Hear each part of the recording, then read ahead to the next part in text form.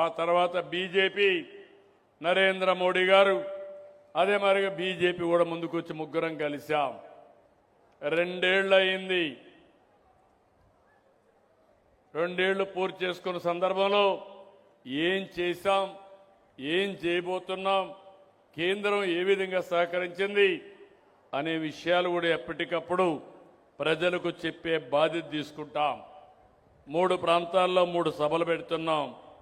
ఇవన్నీ పెట్టి ఎక్కడికక్కడ ఇప్పటికే మీరు చూశారు, సంక్షేమం ఎవరూ చేయలేని కార్యక్రమాలు చేశాం. సూపర్ 6 ఇచ్చాం. సూపర్ 6లో చెప్పినట్టు కాకుండా అదనంగా ఇచ్చాం. ఇంకొక పక్క మీరు చూస్తే పెద్ద ఎత్తున మత్స్యకారులకు కానీ, ఆటో డ్రైవర్లకు కానీ, గీత కార్మికులందరికీ సహాయం చేశాం. ఇవన్నీ చేసి అభివృద్ధిని ట్రాక్లో పెట్టాం. 20 లక్షల కోట్ల రూపాయలు పెట్టుబడులు వస్తున్నాయి. 22 లక్షల మంది మన పిల్లలకు ఉద్యోగాలు వస్తాయి. మొన్నే మెగా డిఎస్సి పెట్టి ఉద్యోగాలు ఇచ్చాం. 16,500 మందికి ఉద్యోగాలు ఇచ్చాను. ఈ విషయంలో మీరు గుర్తుపెట్టుకోవాలి, మనం 16,500 మందికి ఉద్యోగాలు ఇస్తే నేను పెట్టిన మొదటి సంతకం ఎన్ని ఇబ్బందులు క్రియేట్ చేయాలని ప్రయత్నం చేసినా, కోర్టుకు పోయినా అన్ని వెకేట్ చేపించి సంవత్సరం లోపల ఉద్యోగాలు ఇచ్చిన ఘనత ఈ ఎన్డీఏ ప్రభుత్వాన్ని. నిన్న మొన్న చూశారు, పరీక్షలంటే తెలియని వాళ్ళు, ఎట్లా పెడతారో తెలియని వాళ్ళు, రిజర్వేషన్ తెలియని వాళ్ళు కావాలని బురదజల్లే కార్యక్రమాన్ని తీసుకున్నారు.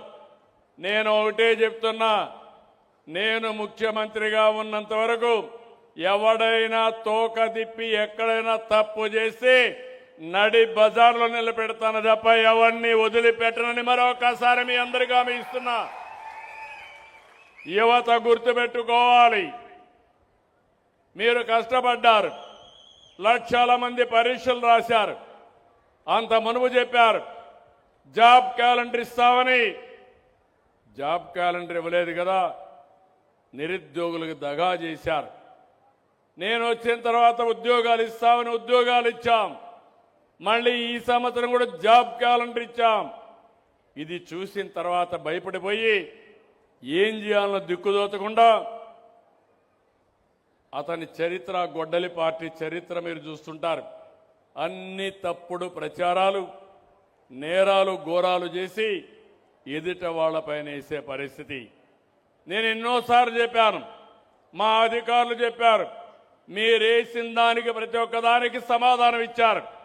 మీరు ఇప్పుడు చేయాల్సింది, మీకు రాజకీయాలు చేసే అర్హత కావాలంటే మీరు స్పష్టంగా చెప్పాలి, ప్రజలకు అపాలజీ చెప్పాలి, నిరుద్యోగుల్ని క్షమించమని మీరు చెప్తే తప్ప మీరు ఈ రాష్ట్రంలో మనుగడ సాధించడానికి వీలు లేదని మరొకసారి మీ అందరి ద్వారా విజ్ఞప్తి చేస్తున్నా. అంటే వాళ్ళకి అలవాటు అయిపోయింది. ఆ రోజు మీరు చూశారు, నేనే ముఖ్యమంత్రి, బాబాయిని చంపేసి గుండెపోటుగా చిత్రీకరించి మరుసటి రోజు నా చేతిలో కత్తి పెట్టి నారాసుర రక్త చరిత్ర అని చెప్పిన వ్యక్తులు మామూలుగా ఇండ్రు. మీరు చీకొట్టారు. వెస్ట్ గోదావరి జిల్లాలో జీవితంలో ఒక్క సీటు కూడా గెలవరు వీళ్ళు. అలాంటి తీర్పునిచ్చారు. ఇప్పుడు ఇలాంటి పనికి పాలిన పనులు చేసి ముందుకు పోయే పరిస్థితికి వస్తున్నారు. నేను అందుకే మిమ్మల్ని అందరినీ ఒకటే కోరుతున్నాను, ఇలాంటి వ్యక్తులకి ఎప్పటికప్పుడు మీరు కూడా బుద్ధి చెప్పాల్సిన అవసరం ఉంది. ఈరోజు నేను ఇక్కడ పట్టాలు ఇచ్చాను మీకు, నేను సంతోషపడుతున్నా. వీళ్ళ ఎమ్మెల్యే రాష్ట్రంలో కబ్జాలు చేసి